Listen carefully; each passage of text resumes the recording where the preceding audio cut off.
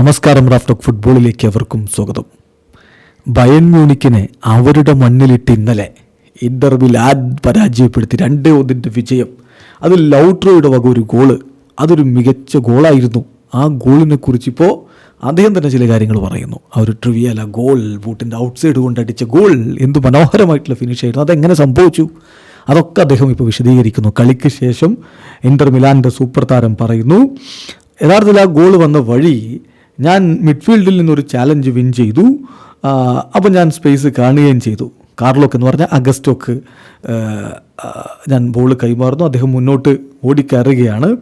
അതുപോലെ തുറാമു ഉണ്ടായിരുന്നു. താങ്ക്ഫുള്ളി അവിടെ നിന്നാണ് ആ ഒരു ഗോൾ വരുന്നത്, എനിക്ക് ആ പന്ത് ലഭിക്കുന്നു. ഒറിജിനലി ഞാൻ അത് ഷൂട്ട് ചെയ്യണം, എൻ്റെ ലെഫ്റ്റ് ഫുട്ട് കൊണ്ട് ഷൂട്ട് ചെയ്യണമെന്നാണ് വിചാരിച്ചത്.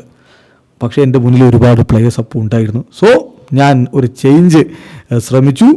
ഞാൻ അടുത്ത ബൂട്ട് കൊണ്ട് ഔട്ട്സൈഡ് കൊണ്ട് അടിക്കാനും തീരുമാനിച്ചു. ഫോർച്ചുനേറ്റ്ലി അത് ഗോളായി മാറി ഞങ്ങളുടെ ടീമിനൊരു ലീഡ് ലഭിക്കുകയും ചെയ്തു. ഞങ്ങളുടെ പെർഫോമൻസും ആറ്റിറ്റ്യൂഡും ഈ കളിയിൽ മികച്ചതായിരുന്നു. അത് തന്നെയാവണം രണ്ടാം ലെഗിലും വേണ്ടത്. സെയിം ആറ്റിറ്റ്യൂഡ്, സെയിം പെർഫോമൻസ് വേണ്ടതുണ്ട്. ബോൾ ഞങ്ങളുടെ കൈവശം വരണം. ഫസ്റ്റ് ഹാഫിൽ ഞങ്ങൾ മികച്ച രൂപത്തിൽ കാര്യങ്ങൾ ചെയ്തിട്ടുണ്ട്. അവർ എങ്ങനെ സഫർ ചെയ്യുന്നു എന്നതിനെക്കുറിച്ച് ഞങ്ങൾക്ക് വ്യക്തമായ ധാരണയുണ്ട്. സോ ക്വാളിറ്റി ഫുട്ബോളാണ് രണ്ടാം പാദത്തിലും വേണ്ടതെന്ന് ലൗട്രോ മാർട്ടിനസ് പറയുന്നു. ഇവിടെ അവസാനിക്കുന്ന ഫുട്ബോൾ ലോകത്തെ കൂടുതൽ വിശേഷങ്ങളുമായി റാഫ്റ്റോക്സിൽ എത്താം.